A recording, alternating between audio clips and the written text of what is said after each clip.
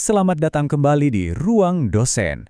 Pada sesi eksplorasi kehidupan kali ini, kita akan membongkar sebuah rahasia yang letaknya jauh di bawah pijakan kaki kita. Anda tahu, alam semesta ini seringkali punya cara yang puitis tapi sangat logis untuk mengajarkan kita tentang hakikat eksistensi. Jadi hari ini kita akan melihat lebih dekat sebuah fenomena geologi yang sungguh luar biasa. Kita akan melihat bagaimana kegelapan yang paling pekat di perut bumi ternyata punya kemiripan yang luar biasa dengan kedalaman jiwa manusia. Mari kita selami hakikat ini bersama-sama. Coba tanyakan pada diri sendiri, apakah Anda sedang merasa hancur, terhimpit, atau mungkin hampir kehabisan napas oleh tekanan hidup yang luar biasa saat ini? Entah itu masalah finansial, karir yang rasanya buntu, atau rasa kehilangan yang teramat dalam. Tarik napas sebentar, perasaan terhimpit itu nyata, dan pastinya sangat melelahkan. Tapi, bagaimana jika Anda tidak sedang dihancurkan untuk ditiadakan? Bagaimana jika saat ini Anda sebenarnya sedang dipersiapkan untuk sebuah transformasi besar? Nah, untuk memahaminya, kita perlu berkaca pada alam. Ada satu paradoks filosofis yang menurut saya sangat menarik dari unsur karbon murni. Bayangkan ini, di satu sisi kita punya grafit, ya material yang menyusun ujung pensil yang biasa kita pakai. Sifatnya rapuh, kusam, dan mudah sekali patah hanya dengan sedikit goresan di atas kertas. Tapi di sisi lain kita punya intan atau berlian. Ini adalah material alami terkeras di alam semesta, abadi dan kilaunya memukau siapa saja. Tapi tahukah Anda, keduanya ini lahir dari elemen atom yang sama persis, yaitu karbon. Secara substansi, mereka ini identik. Lalu apa coba yang membedakan nilai dan kekuatannya? Jawabannya sebenarnya cuma satu, daya tahan. Jadi, dari mana asal daya tahan yang sekuat itu? Angka 150 km ini bukan sekedar jarak matematis biasa. Ini adalah kedalaman yang, jujur saja, mengerikan. Jauh di bawah permukaan bumi. Disitulah perjalanan sang karbon menjadi intan dimulai. Coba bayangkan, tingkat isolasi di kedalaman ekstrim seperti itu.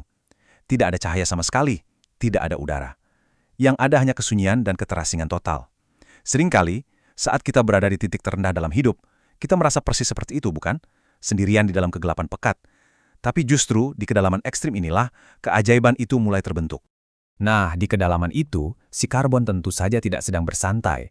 Ia ditimpa oleh tekanan yang tak main-main, 50.000 kali lipat dari tekanan atmosfer normal yang kita rasakan di permukaan bumi sekarang. Bayangkan saja beban seberat itu menindih dari segala arah. Konsep ini dengan sangat brilian mengilustrasikan realita hidup kita. Tekanan yang luar biasa berat itu sebenarnya bukanlah musuh kita. Justru tekanan adalah katalisator yang absolut untuk mencapai sebuah kebesaran. Tanpa himpitan 50.000 kali lipat itu, karbon akan selamanya jadi sesuatu yang rapuh dan biasa saja. Tekanan itulah yang memaksa atom-atom karbon untuk berpegangan jauh lebih erat.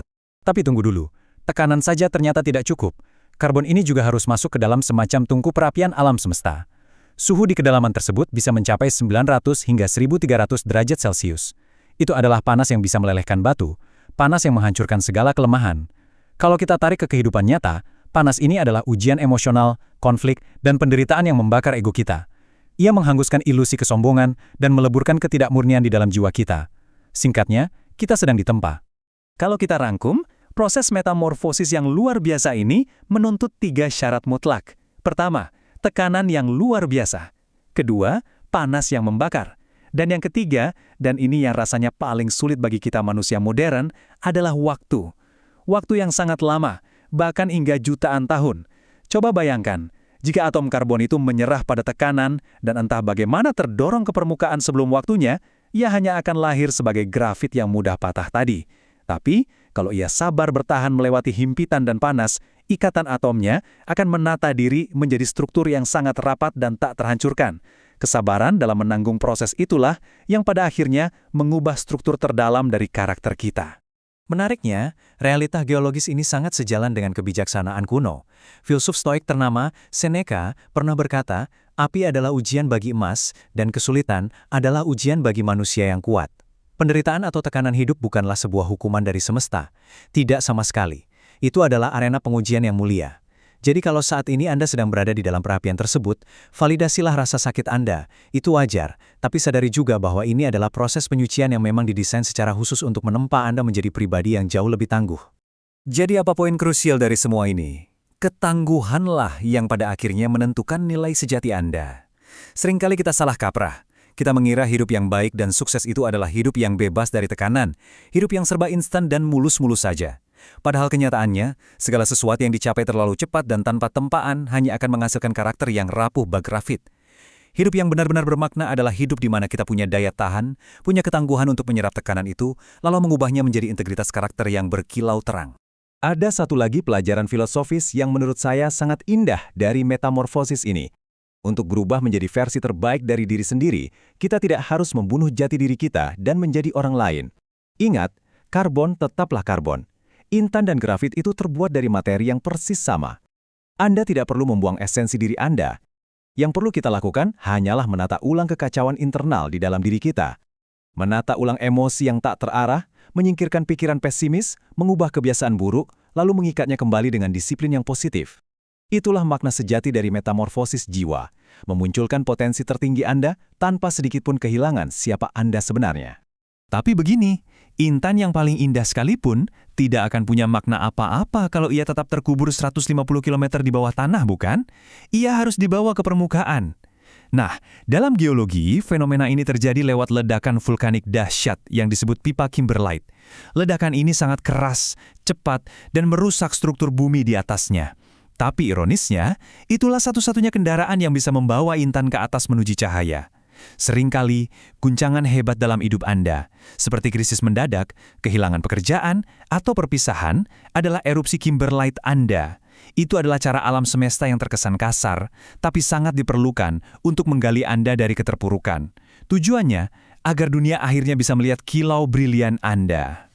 Pada akhirnya, pesan saya untuk Anda, jangan pernah berkecil hati jika saat ini sepertinya tidak ada satupun orang yang melihat seberapa keras Anda berjuang. Sebagian besar pencapaian terbaik dan pertumbuhan spiritual yang paling hakiki di dunia ini justru terbentuk dalam kesunyian dan kegelapan, jauh dari riuh tepuk tangan orang lain. Anda saat ini sedang berada dalam fase kristalisasi mental. Teruslah bertahan, karena keindahan sejati selalu ditempa dalam keheningan proses.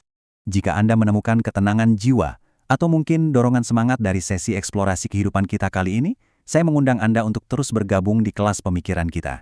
Silakan subscribe ke channel Ruang Dosen ini, jangan lupa aktifkan lonceng notifikasinya ya, agar Anda tidak tertinggal saat ada sesi terbaru yang akan kembali menempa cara berpikir kita. Dan jika penjabaran ini terasa berharga, klik like dan share. Bagikan hikmah ini kepada orang-orang di sekitar Anda yang mungkin hari ini sedang butuh pengingat bahwa mereka sedang ditempa menjadi berlian. Terima kasih sudah hadir dan meluangkan waktu di ruang pemikiran ini. Sampai jumpa di penjelajahan makna kehidupan berikutnya. Mampukah Anda bertahan dalam tekanan hari ini demi kilau keabadian di esok hari?